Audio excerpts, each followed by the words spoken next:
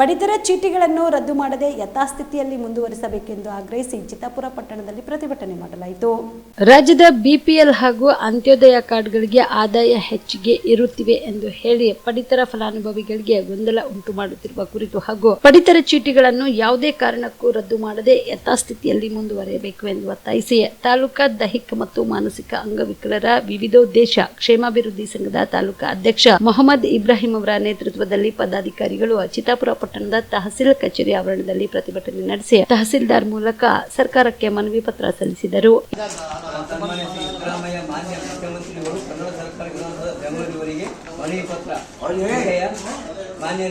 ರಾಜ್ಯದ ಬಿಪಿಎಲ್ ಹಾಗೂ ಅಂತ್ಯೋದಯ ಕಾರ್ಡುಗಳಿಗೆ ಆದಾಯ ಹೆಚ್ಚಿಗೆ ಇರುತ್ತದೆ ಎಂದು ಹೇಳಿ ಪಡಿತರ ಫಲಾನುಭವಿಗಳಲ್ಲಿ ಗೊಂದಲ ಉಂಟು ಮಾಡುತ್ತಿರುವ ಕುರಿತು ಹಾಗೂ ಪಡಿತರ ಚೀಟಿಗಳ ಯಾವುದೇ ಕಾರಣಕ್ಕೂ ರದ್ದು ಮಾಡದೆ ಯಥಾಸ್ಥಿತಿಯಲ್ಲಿ ಮುಂದುವರಿಸುವಂತೆ ಮನವಿ ಪತ್ರ ಸಲ್ಲಿಸಲು ಕೋರಿಕೆ. ಈ ಮೇಲ್ಕಂಡ ವಿಷಯಕ್ಕೆ ಸಂಬಂಧಿಸಿದಂತೆ ತಾಲೂಕಾ ದೈಹಿಕ ಮತ್ತು ಮಾನಸಿಕ ಅಂಗವಿಕಲರ ವಿವಿಧೋದ್ದೇಶ ಸೇವಾ ಸಂಘ ಚಿತ್ತಾಪುರ ತಮ್ಮಲ್ಲಿ ವಿನಂತಿಸಿಕೊಳ್ಳುವುದೇನೆಂದರೆ ಪಡಿತರ ವಿಷಯದಲ್ಲಿ ಮೊದಲಿನಿಂದಲೂ ಸಂಬಂಧಪಟ್ಟ ಅಧಿಕಾರಿಗಳು ಫಲಾನುಭವಿಗಳಲ್ಲಿ ವಿನಾಕಾರಣ ಇಲ್ಲದೊಂದು ಕಾರಣ ಹೇಳಿ ತೊಂದರೆ ನೀಡುತ್ತಿದ್ದಾರೆ. ಫಲಾನುಭವಿಗಳು ತಮ್ಮ ತಿಂಗಳ ಪಡಿತರ ಆಹಾರ ಧಾನ್ಯ ಪಡೆದುಕೊಳ್ಳಲು ಅಲೆದಾಡುವ ಪರಿಸ್ಥಿತಿ ನಿರ್ಮಾಣವಾಗಿದೆ. ಈಗ ಬಿಪಿಎಲ್ ಹಾಗೂ ಅಂತ್ಯೋದಯ ಪಡಿತರ ಚೀಟಿದಾರರಿಗೆ ತಮ್ಮ ಆದಾಯ ಹೆಚ್ಚಿಗೆ ಇರುತ್ತದೆ. ಮುಂದಿನ ದಿನಗಳಲ್ಲಿ ತಮ್ಮ ಪಡಿತರ ಚೀಟಿ ಎಪಿಎಲ್ ಆಗುವ ಹಾಗೂ ರದ್ದಾಗುವ ಸಂಭವವಿರುತ್ತದೆ ಎಂದು ಹೇಳಿ ಫಲಾನುಭವಿಗಳಲ್ಲಿ ಆತಂಕ ಉಂಟು ಮಾಡುತ್ತಿದ್ದಾರೆ. ಇದರಿಂದ ಫಲಾನುಭವಿಗಳು ಪಡಿತರ ಚೀಟಿ ತಿದ್ದುಪಡಿಗಾಗಿ ಅಲೆದಾಡುತ್ತಿದ್ದಾರೆ.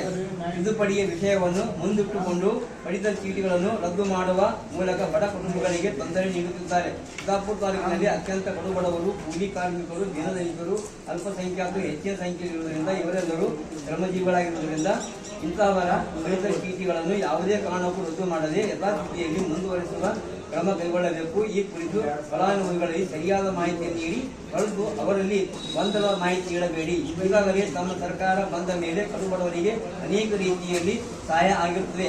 ಆದರೆ ಮುಂದಿನ ದಿನಗಳಲ್ಲಿ ಪಡಿತರ ಚೀಟಿದಾರರಿಗೆ ಬರೀ ಅಕ್ಕಿಯನ್ನು ವಿತರಣೆ ಮಾಡದೆ ಅದರ ಜೊತೆಗೆ ಗೋಧಿ, ಜೋಳ, ಎಣ್ಣೆ, ಸಕ್ಕರೆ, ಕೊಬ್ಬರಿ, ಬೇಳೆ ಹಂಚಿಕೆ ಮಾಡುವ ಕಾರ್ಯಕ್ರಮವನ್ನು ಕೂಡಲೇ ಪ್ರಾರಂಭಿಸಿ ಇನ್ನೂ ಹೆಚ್ಚಿನ ರೀತಿಯಲ್ಲಿ ಕಡುಬಡವರಿಗೆ ಅನುಕೂಲ ಮಾಡಿಕೊಡಬೇಕು ತಮ್ಮಲ್ಲಿ ವಿನಿಸಿಕೊಳ್ಳುತ್ತೇನೆ. ಧನ್ಯವಾದಗಳು. ಇದು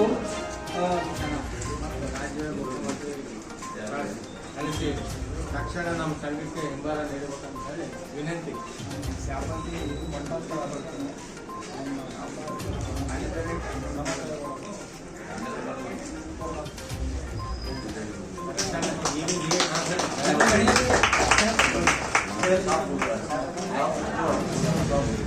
ಈ ಸಂದರ್ಭದಲ್ಲಿ ಮಲ್ಲಿನಾಥ್ ಪಾಟೀಲ್ ಕೊರ್ವಿ, ರವೀಂದ್ರ ತೆಲ್ಕರ್, ನರೇಂದ್ರ ಕುಲಕರ್ಣಿ, ಈಶ್ವರಪ್ಪ ಪೂಜಾರಿ ಸೇರಿದಂತೆ ಅನೇಕರು ಭಾಗಿಯಾಗಿದ್ದರು. MD Mashak, on spot news, Chittapur. Sir, long term ಅಂದರೆ ಒಂದು ದೀರ್ಘಾವಧಿ ಕೋರ್ಸ್ ಇದು. ಈ ಲಾಂಗ್ ಟರ್ಮ್ನ ನಾವು ರಿಪೀಟರ್ ಕೋರ್ಸ್ ಅಂತಲೂ ಕರಿತೀವಿ.